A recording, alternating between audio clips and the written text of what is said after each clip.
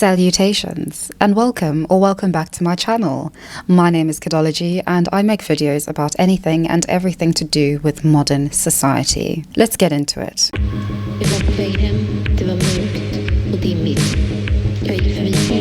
We are according to the general mood in the post-pandemic era. We are back at work and we're ultimately hoping to be in a new and refreshed mindset, a transformed mindset and philosophy to work and labor. And I suppose the question is, has anything changed? There are definitely more jobs in service industries. Retail in the post-pandemic era is demonstrating how unwilling we are to face the public in all its wrath. It is now a bit of a joke to assume and abide by the principle the customer is always right. No, they really are not.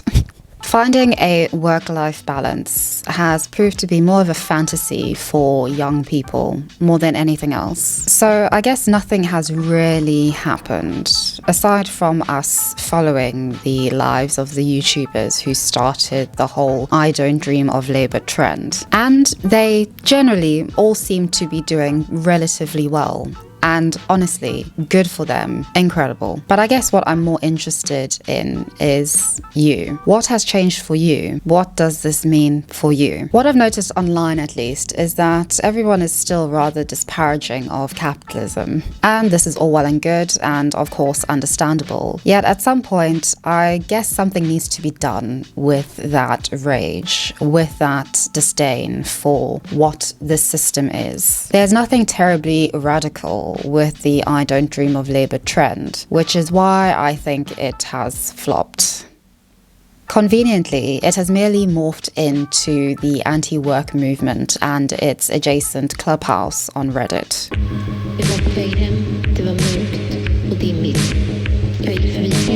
I guess one of the reasons why I think the I don't dream of labor trend has flopped is because of this example in Japan, the Japanese unsackable slacker, as it is called by the Financial Times. This is an example of how, even before concrete changes can be made, mindsets within the current workplace and work environment need to be addressed. In Japanese workplaces of late, the term bautosuru has been circulating via social media as a result of a survey published by a Tokyo-based consultancy firm called Shikigaku. The survey placed considerable emphasis on, and I quote, the phenomenon of the hatarakana oji-san, the old geezer in the office who manages to get away with doing no work. On social media, Japanese millennials and Gen Zers had the following to say. When asked, just under 50% of those in their 20s and 30s questioned agreed that such a slacker existed, describing in the majority of cases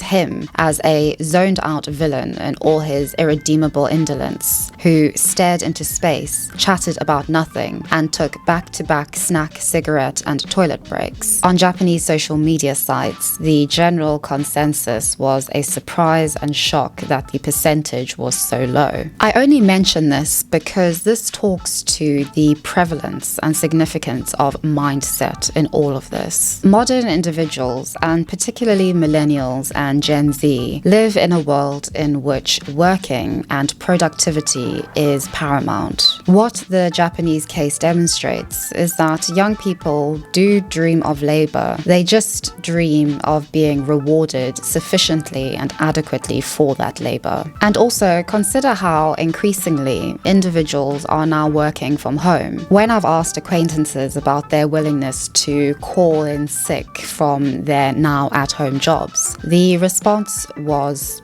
a consensual one. Absolutely not, even if they were suffering from the most debilitating illness. Statistics also back this up. In Japan, the intergenerational dynamics become evident when reading this survey. Labor laws in Japan, and to a lesser extent in modern societies in general, are highly demoralizing for employees. In Japan, protective laws and cultural norms mean that slackers who are disproportionately seniors remain in their position, and their work is disproportionately placed on the shoulders and is burdened by younger employees. What is noteworthy here is that seniority triumphs over merit and results. Merit and results are often then taken for granted. In the UK, for instance, favoritism is commonplace, and it is, on personal experience, highly demoralizing. In the US, low pay and the absence of a minimum wage is also playing the same kind of role. Why work hard and give it your all when the results and outcome are so unevenly distributed? Why I think the I don't dream of labor trend flopped is because it isn't merely a disdain for the fact that we do too much work in and of itself. It is importantly that the work which we are doing is insufficiently rewarded and recognized. And in this is the fact that we also don't see the results in all its manifestation and glory of our results, which is integral to feeling as if we are doing something meaningful with not only our time, but with our efforts. And this has, in my opinion,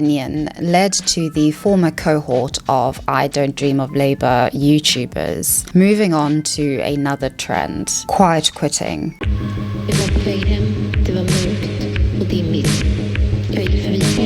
Companies pay their employees just enough so they won't quit, and employees do just enough work to not get fired. George Carlin, comedian. But is that true? Because at least among information and knowledge workers, the idea that they are doing just enough work to get by is as false a statement as saying that retail workers or customer assistants or laborers do just enough work to get by. Although in theory a contract between an employer and employee is an economic exchange which establishes fair boundaries between the two parties, the reality is that due to the realistic unequal balance of relations, especially when it comes to multi-level corporations defining contracts and having an unwavering legal arsenal behind them, employees' boundaries are not only crossed on the one-off occasion, but are almost subconsciously assumed to be necessarily so. And a response to the inherent privilege of the I don't dream of labor trend is quiet quitting, because the former trend not only assumes that one has some form of savings available to them which permits them to merely quit, but also assumes that one is instantly able to find their dream job or a replacement job that is superior to the one that they have quit. Quiet quitting has found a voice within the Reddit anti-work page. Do the bare minimum, stay quiet and interact as little as possible. Keep your head down. If you go above and beyond, they will expect that out of you every time. The pearl in the oyster of quiet quitting is that essentially you can have the best of both worlds. One is still being paid but not exerting themselves at their current place of employment, and with their newfound time, they are able to find their preferred or dream job, to cultivate hobbies, to re-establish or form new acquaintances and friendships, to find meaning in their real life and use their time as wanted. What this appears to be to me, however, is merely Japan's unsackable slacker reimagined for millennials and young employees. And this reimagining seems to be in response to the fact that they have no bargaining power or bargaining chips when it comes to their contracts, to being recognized and rewarded for their work and going over and beyond. It is that response to being taken for granted time and time again, and ultimately, although not overtly, saying, whoa, no more. Now I show up for work and do the bare minimum. I take care of what I need to, but will not go out of my way to help others complete their work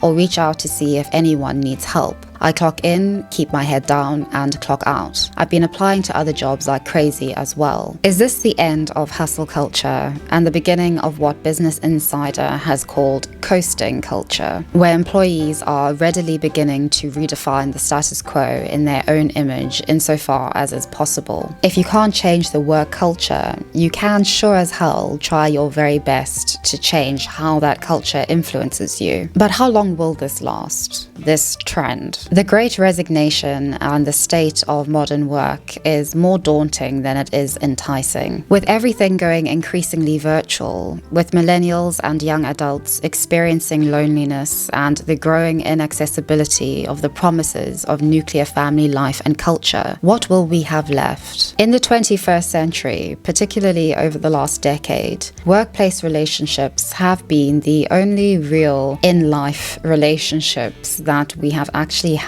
Everything else, from finding communities of like-minded people to dating, have gone virtual. Real-world interactions were confined to the workplace, and quiet quitting seems to be reinforcing this becoming more and more of a fantasy in the future. The question is whether this is a reality which we actually want. From personal experience, I know that my workplace friends meant and still mean the world to me. Quiet quitting sounds like Kafka's protagonist taking control of the story, but that doesn't mean that they take control of the Kafkaesque world which they find themselves in. And that, for me, is the issue. This demonstrates how work culture needs to essentially change to a rather dramatic extent. The possibility of that is, however, slim, and who, in the long term, will pay the price is, I believe, employees, either in their job or in their psychological lives.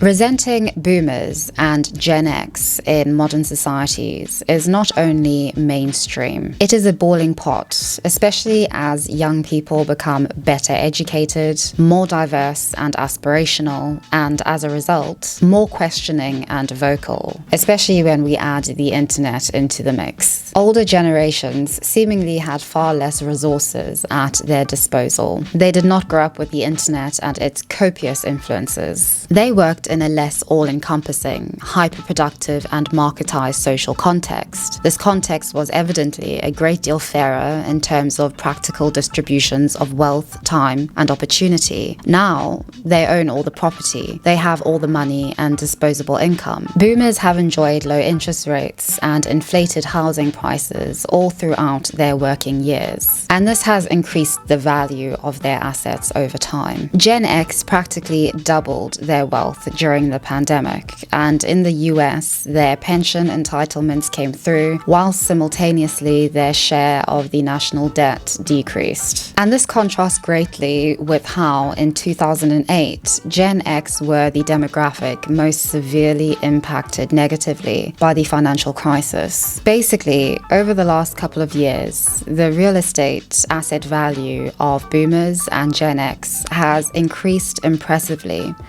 but also disproportionately. When the pandemic hit, Gen X already owned property, whereas millennials and Gen Z didn't. In the US, millennials own under 5% of the national wealth, whereas they make up the vast majority of the US workforce. They are also substantially better educated than boomers and Gen X. Boomers, on the other hand, own over 53% of the national wealth. Gen X holds 28.6% of the wealth, which is a whooping 3.9% increase from 2020. And what these statistics provide a good answer to are the following questions. Why is the modern workforce and Gen Z so angry? Why do we sound so entitled when we say we don't dream of labor? Why have we retreated into making excuses for our social shortcomings, obsessing constantly over the victimhood status we gain from identifying with whichever group is gaining the most social sympathy? Why do we retreat into identity politics when what we know to be the real issue is beyond identity? There is a hopelessness inherent in all demoralization. Not dreaming of labor and anti-work provides a label for these feelings of discontentedness. It seems to be an attempt in organizing our anger and frustration in a way that is meaningful and appears to be impactful, or as productive a measure and step forward as is possible.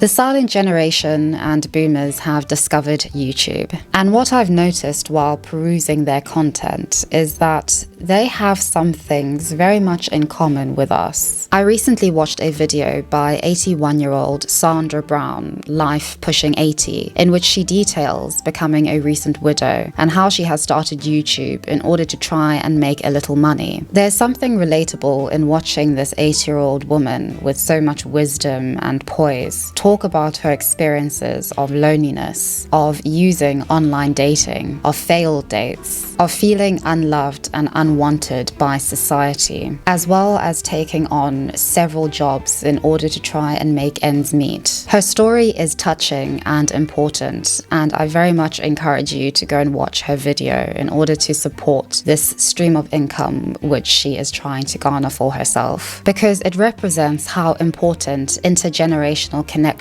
are in finding a collective solution to a lot of the issues which we face. Because whether we like it or not, we are a collective society, not just of young TikTokers, but also of aging mortal beings. More than anything, it is collectively that we can truly move forward as a society and make things better and fairer for everyone. When boomers feel that they'll be ignored by younger generations, left to rot in retirement homes, before obligingly handing their wealth over to their entitled individualistic offspring, it is no wonder not much sympathy for the plight of the younger generations is felt. It is also no wonder that we are all angry and incapable of feeling truly responsible for one another. Insert Margaret Thatcher's "there is no such thing as society, there are only individuals and their families." Not even that if we go by loneliness statistics. In all of this, communication is key. And I mean communication not mediated by a survey or a consultancy firm. I mean the hard-hitting conversations and discussions. Conversations and discussions which need to happen beyond the internet and also beyond formalities. Until that happens, the I don't dream of Labour trend and its successor, quiet quitting,